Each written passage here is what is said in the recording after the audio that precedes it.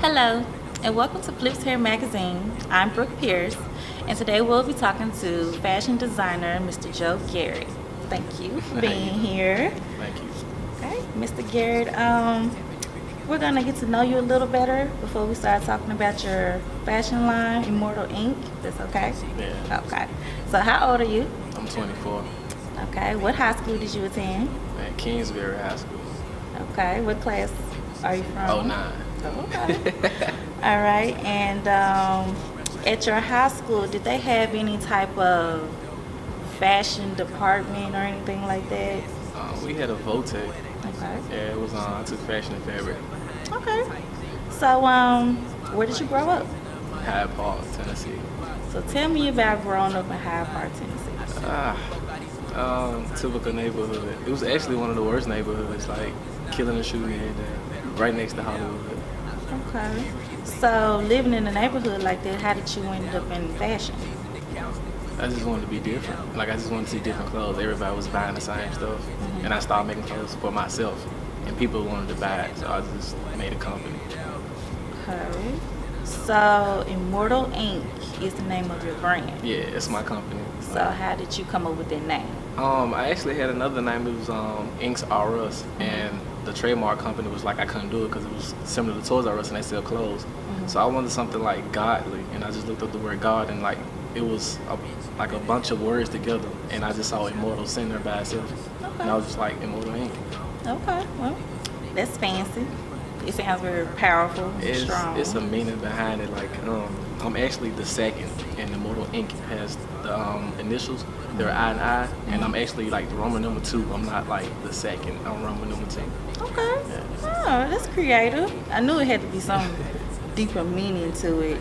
So, how long has Immortal Ink been in existence? It will be a year in like a week or two. Like it's not even a year yet. Okay.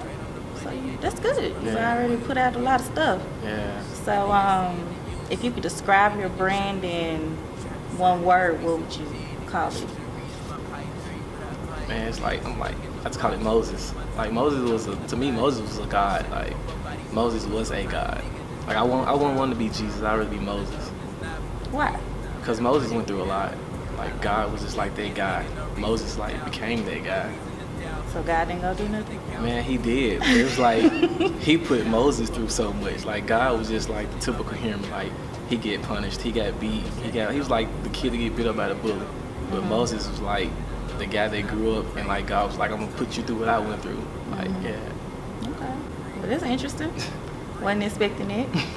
All right. So at this time, we're gonna take the time to look at 2 of your pieces because we actually bought some of your stuff. Oh yeah, I went back and got some more. Yeah, we got some Oh. stuff. And we had 2 models model it for us, and it's a little video, and I want you to just talk to the people about it. Just describe what you're looking at. All right. So push play.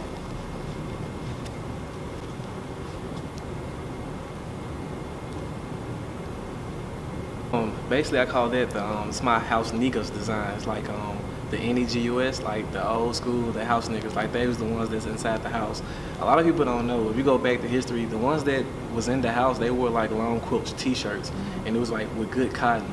And all those shirts I made, this is actually one here, is made with velvet and like good cotton, and I just wanted to go way back and call it the house niggas. Like it's a meaning behind all my clothes. Okay. But that one's like for the women. They had the little colors to it that women love to do colors and stuff. So I kind of just did that. But I have a lot of different colors of these. It's basically good cotton with velvet, and it's like a new version of the house niggas. Like, Okay. So what about the gray one? there was just another design I did just for the women. They like to do stuff across the chest, so I just did another version for the women. That's really it though. So when it comes to like, okay, the cut at the bottom of your garment. Yeah. Yeah. Why that cut? It's actually urban. I do urban and streetwear, and urban has a hang in the front and hang in the back. And like that's kind of a new style that the American is actually getting. It's way back and like really like overseas. But we're just now picking it up because a lot of people are like artists and rappers and all, they bringing it over here, and some people want to be like them and they just doing it, but some clothes actually have meanings to them. And I shop at Urban Outfitters. Well, I used to. Like I don't shop at any stores anymore. So that's where it came from. It's actually urban. So when you get ready to release some more clothes, are you gonna keep doing that same cut? Or Yeah. Okay. Everything's gonna be urban streetwear unless someone. I have two of them. It's like a box, but the other one have like a split to a side, and only those are like for my rain gear, like big hoodies or jackets, something like that. I have like extended long with the splits on the side, but other than that, I only have two styles unless someone recommends they want it. But Okay, the reason I'm asking is because the young ladies that were modeling the clothes for me, they like it. You know, they love the material and everything, but they were like, they cut. They're like, this the thought cut.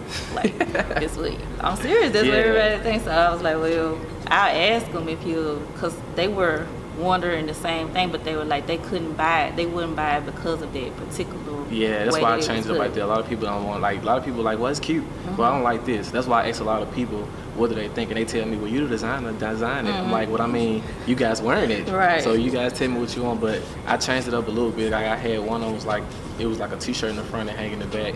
Then I ended up making these hanging in the front and the back, and then I made like a box that people would like wear real long with like jeans, like women like to wear jeans or leggings up under something that's very long. So I made that style too for the women that love to do that. Okay.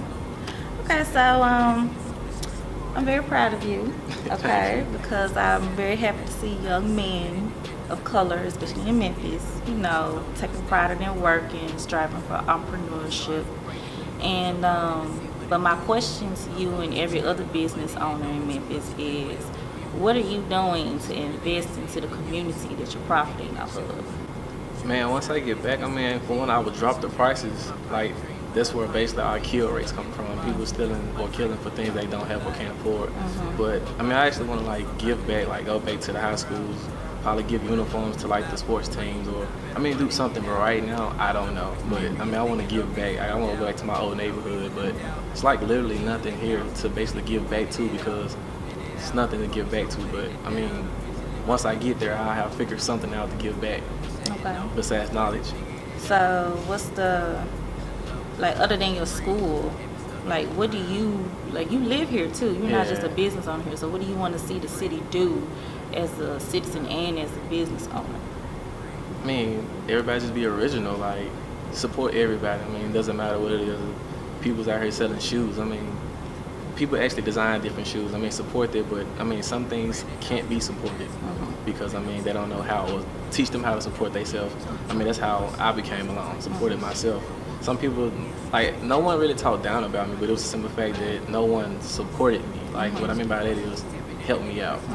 But I mean, you buy your own, you get your own money, you buy your own material, you cut your, I literally do everything. So I basically supported myself so that people start supporting me. So I mean, it's crazy here. No one supports you until you make it. Okay. I completely understand where you're coming from. So what's one of the main challenges that you've encountered as a new business owner?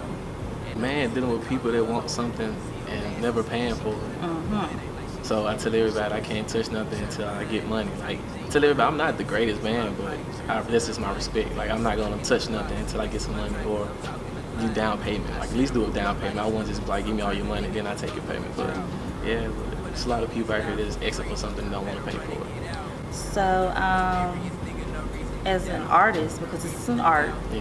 what's the main message that you're trying to convey to your consumers? I mean, it's different styles. The message, basically, everything I make is a name to it. Basically, like 80% of my clothes have almost black history, something history with it. I mean, everything has a history. These new rappers bringing out the old raps that rappers used to have.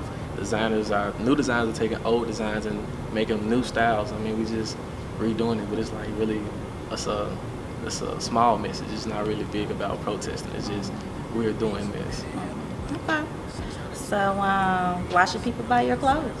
Because they love it. I mean, I love it. I mean, it's look good though. So it's just people actually ask for it, and I design them for shoes that people want. So they want something different.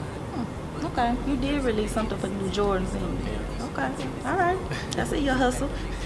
So where can people find Immortal Ink?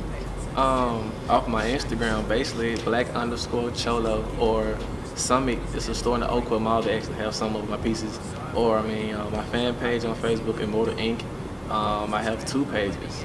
So I mean, basically you can go anywhere and get them. Off me directly if you see me. But other than that, I really have like not just one spot to get it from. Like I only have one store, but I put it in their store, and other than that, I've set it off myself. Okay. Okay, so what can we expect from you in the future? Man, better, like static, like it's gonna be everywhere. Like everybody gonna hear about it. Like it's gonna be crazy in a couple years. Okay. All right, well, we look forward to it. So anything else you want to say to the people? And not really besides Black History Month, and everybody keep supporting me. Yeah, okay. Well, that's it. I'm Brooke Pierce, and this is FlipsHair Magazine. Thank you very much for being here. Thank you. All right, thank y'all for watching. All right, that's it. Not for free, free. That the love was not for free, free. That the love was not for free, free. It wasn't for free, not for free.